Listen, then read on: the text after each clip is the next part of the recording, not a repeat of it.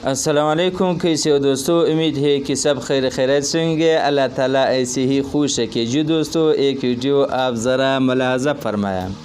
حدیث شریف میں ہے رسول اللہ صلی اللہ علیہ وسلم نے ارشاد فرمایا، جب آدمی بوڑھا ہو جاتا ہے تو اس آدمی کے اندر دو چیزیں جوان ہوتی رہتی ہیں۔